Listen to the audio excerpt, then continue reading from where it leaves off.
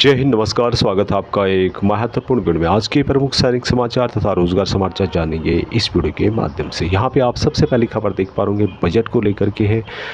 Budget में पुरानी pension बहाली की घोषणा न करने से पैरामिलिट्री जवानों व उनके परिवारों में घोर निराशा है। केंद्रीय बजट में अर्धसैनिक बलों के जवानों के लिए पुरानी पेंशन बहाली की घोषणा न करने से अर्धसैनिक बलों के परिवारों में घोर चिंता व्याप्त है। Alliance of all x paramilitary forces welfare association महासचिव रणबीर सिंह द्वारा जारी प्रेस विज्ञप्ति में कहा गया है कि पैरामिलिट्री जवान देश की लंबी सरहदों की चाक चौबंद सुरक्षा के अलावा राज्यों में कानून व्यवस्था बनाए रखने, आतंकवाद, नक्सलवाद से जूझने, उत्तर पूर्वी राज्यों से लेकर के जम्मू कश्मीर तक सर्वोच्च कर्तव्यों का निर्वाह करते हुए शहीद हो रहे हैं। घर परिवार, बीवी बच्चों से सैकड़ों हजारों किलोमीटर दूर पिछले 6 महीनों से राज्यों के चुनाव व हाल ही में संपन्न हुए आम चुनाव में जवानों द्वारा महत्वपूर्ण निष्पक्ष भूमिका निभाएगी। सरहदों के वास्तविक चौकीदारों का बुढ़ापा बिना पुरानी पेंशन कैसे कटेगा? पुरानी पेंशन बहाली व अन्य सुविधाओं को लेकर के पैरामिलिट्री पर जो परिवार है उनमें भारी रोष व बेचैनी व्याप्त है। राजधानी दिल्ली में आने वाले सितंबर माह में ऑल इंडिया पैरामिलिट्री सेमिनार का आयोजन किया जाएगा और जिसमें भविष्य की नई रूपरेखा व रणनीति पर विचार किया जाएगा और अगले शांतिपूर्ण आंदोलन की तिथि की घोषणा यहाँ पर खबर है। रेलवे गेटमैन की भर्ती से संबंधित यहाँ पर जानकारी दी गई है। यहाँ पे आप देख सकते हैं कि भारतीय रेलवे के मुंबई, अहमदाबाद, भावनगर और राजकोट डिवीजनों में गेटमैन और गेट कीपरों के लिए 550 पदों के लिए चेकमेट सर्विसेज प्राइवेट लिमिटेड के द्वारा 27 जुलाई 2024 को 10 बजे हमीरपुर के सैनिक विश्राम गृह में थल सेना के भूतपूर्व सैनिकों की भर्ती यहां पर करेगा। जिला सैनिक कल्याण कार्यालय के उप निदेशक स्क्वाड्रन लीडर मनोज राणा ने बताया कि इस भर्ती में 54 वर्ष की आयु वाले 10वीं पास भूतपूर्व सैनिक भाग ले सकते हैं। चयनित भूतपूर्व सैनिकों को यहाँ पर 35,000 तक सैलरी यहाँ पर दी जाएगी। उसके अलावा अन्य सुविधाएं भी दी जाएगी।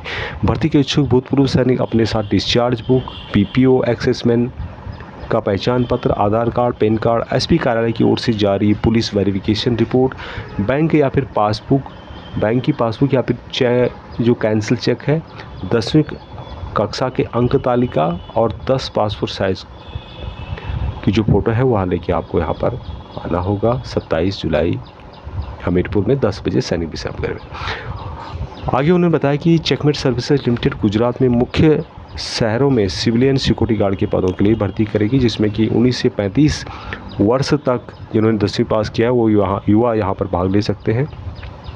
अभ्यर्थी की लंबाई कम से कम 5 फुट 6 इंच होनी चाहिए। सिक्योरिटी गार्ड के पदों के लिए इच्छुक युवाओं को अपने साथ 4 पासपोर्ट साइज की फ़ोटोग्राफ्स लानी होगी। एसपी कार्यालय की ओर से जारी पुलिस वेरिफिकेशन रिपोर्ट, 10वीं की अंक तालिका की जो मूल प्रतिलिपि है, आधार कार्ड, इसकी फ़ोटो प्रतिलिपि, बैंक पासबुक और इसकी फ़ोटो प्रतिलिपि जानी होगी। प्रशिक्षण के तौर पर उनको यहाँ पर जो खर्चा आएगा 4,000 रुपये आएगा।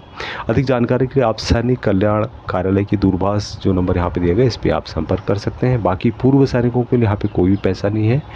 54 ईयर तक petrol pump manager post of 3 year available in different locations. Petrol pump आपको अवेलेबल किए जा रहे हैं। Bharat petroleum corporation limited, Indian oil corporation limited and Hindustan petroleum corporation limited की कंपनियों के। यहाँ पे आप इसके बारे में डिटेल्स भी पढ़ सकते हैं कि कोको बियाल बेंगलुरु, इसके लिए लास्ट डेट अप्लाई करने की 8 अगस्त 2024 है। IOC कोको ITI बेंगलुरु में 8 अगस्त 2024 तक आप अप्लाई कर सकते हैं। कोको ओंगोले आंध्र प्रदेश में है, 2 अगस्त 2024 लास्ट डेट है। BP ललितपुर उत्तर प्रदेश में ये इसके लिए 2 अगस्त 2024 लास्ट डेट है। कोको चेंगापलाई तमिलनाडु में 29 जुलाई 2024 इसकी लास्ट डेट है। उसके अलावा BP राजत न्यू टाउन वेस्ट बंगाल 28 अगस्त 2024 लास्ट डेट है। उसके अलावा कोको विधानगर वेस्ट बंगाल 26 जुलाई 2024 अप्लाई करने की लास्ट डेट है। SRO आसनसोल वेस्ट बंगाल में 26 जुलाई 2024 इसकी लास्ट डेट है। कोको KA SBA 39 वेस्ट बंगाल 26 जुलाई 2024 इसकी लास्ट डेट है। तो आप इसके लिए अप्लाई कर सकते हैं। क्या क्या उसकी और डिटेल्स के लिए आप यहाँ पर जो हाउ टू अप्लाई यहाँ पर आप क्लिक करेंगे तो इसकी कंप्लीट डिटेल आपको देखने को यहाँ पर मिल जाएगी। कौन कौन इसको ले सकता है, क्या उसकी कॉस्ट रहेगी, किस तरह से आपको अमाउंट जमा करना है, उसकी डिटेल्स आपको यहाँ पे देखने को मिलेगी। अभी यहाँ पर application received after last date will not be accepted, और इसके लिए जो भी officers GCOs who are not registered with DGR for any scheme till date are requested to submit copy of following document along with the willingness. तो release order, PPO, ESM card वगैरह आपको यहाँ पे देना होगा, जो DGR में register नहीं है। और आप ज़्यादा जानकारी इसके बारे में लेना चाहते हैं तो यहाँ पर ज्वाइंट डायरेक्टर SC स्कीम या फिर डायरेक्टर SC के जो फ़ोन नंबर्स हैं वो यहाँ पर दिए गए हैं, तो इनसे भी आप कांटेक्ट कर सकते हैं जो भी इन पेट्रोल पंपों को लेना चाहता है या फिर इनके बारे में डिटेल्स जानना चाहता है। तो ये जो जानकारी दी गई है DGR की ओर से दी गई है, डायरेक्टर जनरल केंद्रीय सैनिक बोर्ड मिनिस्ट्री ऑफ डिफेंस के द्वारा 22 जुलाई 2024 को जारी किया गया। और इसका जो सब्जेक्ट है काफ़ी महत्वपूर्ण है, forwarding of policy letter of army, air force, navy on procedure for amendment in personal record of ESM audio dependent. यहाँ पर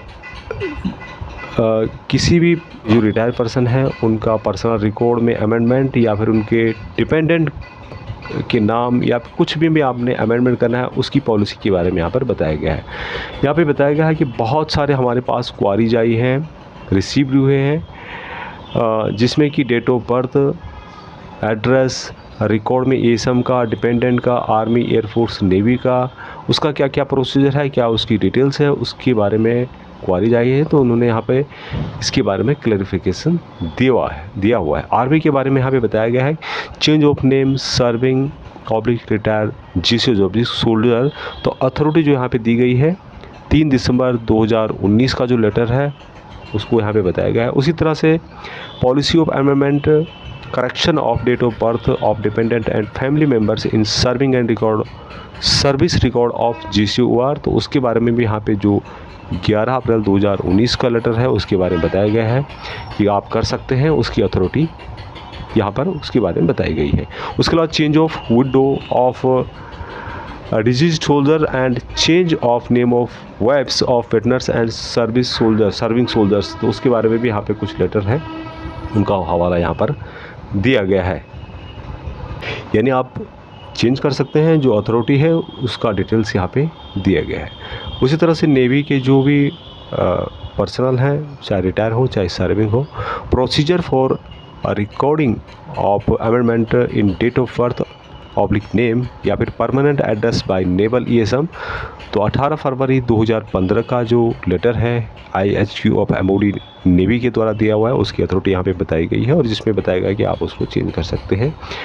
procedure for recording change, correction in name of exservicemen and their families member. तो उसके बारे में यहाँ पे 2019 का letter है, 8 मई का दिया हुआ है, उसकी डिटेल्स यहाँ पे बताई गई है, आप कर सकते हैं, उसका अथॉरिटी है उस लेटर में है। Procedure for recording change of permanent address exservicemen soldier. तो यहाँ पे भी IHQ MOD का जो लेटर है 15 मई 2023 का, उसका जिक्र यहाँ पे किया गया, आप कर सकते हैं, जिसकी जो अथॉरिटी है 2023 15 मई को दी गई थी। उसी तरह से एयरफोर्स का भी यहाँ पे बताया गया है कि स्टैंडर्ड ऑपरेटिंग प्रोसीजर SOP के बारे में यहाँ पे बताया गया है कि एक्स जो एयरमैन है and their spouse, children, dependent, उनकी कोई भी क्वारी है, कैजुअलिटीज है, SOP के बारे में वहाँ पे बताया गया है। और जो कि 1 मई 2024 को IHQ MOD के द्वारा लेटर नंबर यहाँ पे हर किसी में दिया गया है, उसमें आप उसको भी पढ़ सकते हैं, साथ में आप उसके अनुसार अपनी जो भी रिक्वायरमेंट है उसको यहाँ पे कंप्लीट कर सकते हैं। तो यहाँ पर एक क्लियर किया है केंद्रीय सैनिक बोर्ड के द्वारा, तो अपने आप अपने जिला सैनिक बोर्ड, राज्य सैनिक बोर्ड जाके के थ्रू केंद्रीय सैनिक बोर्ड